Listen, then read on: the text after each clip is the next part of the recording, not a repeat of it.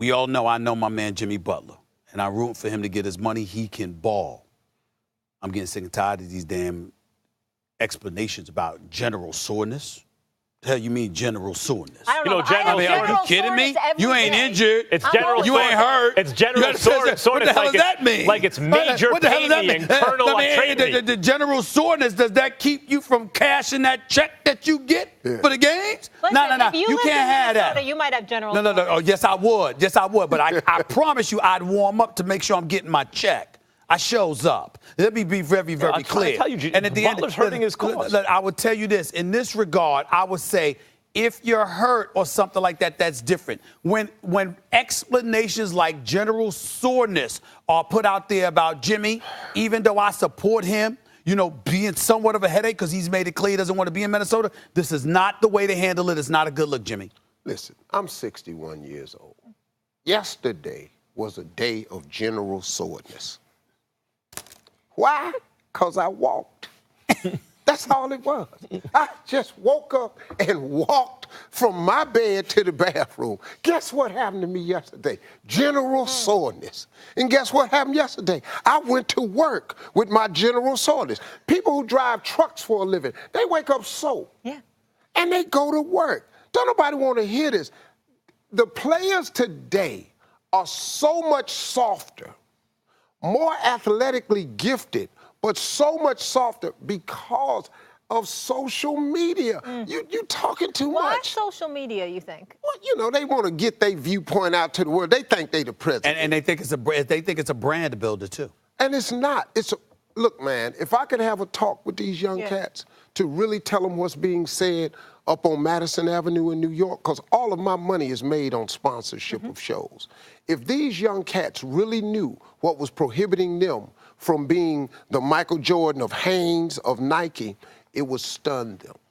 Having said all of that, how do you feel about what LeBron has done for himself off the court? Because clearly that's not his problem. No, LeBron James is a genius at this. I mean, his community service, impeccable.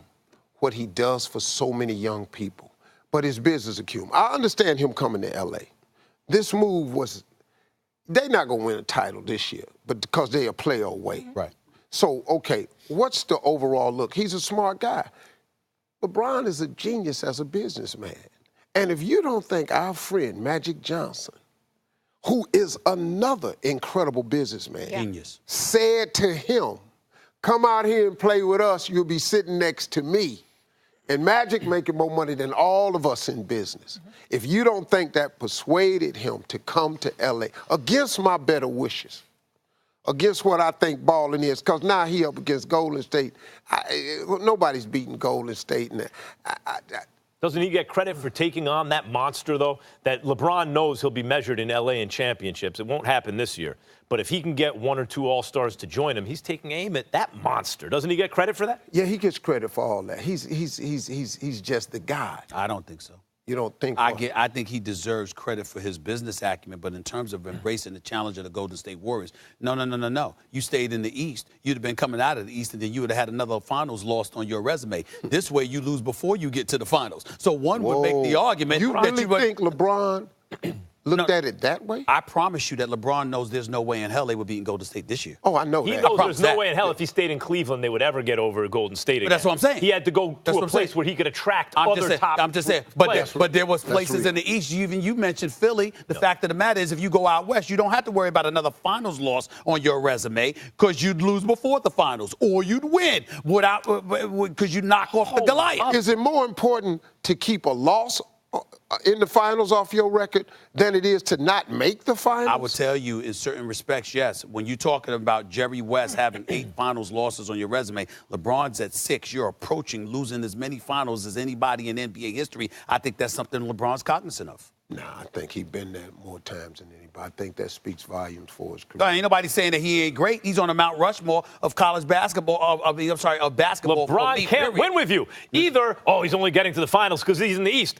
Then he takes the challenge of going to the West. And now, he won because he's not going to get to the finals. Well, I don't have much time. We all know my positions have been very clear over the years.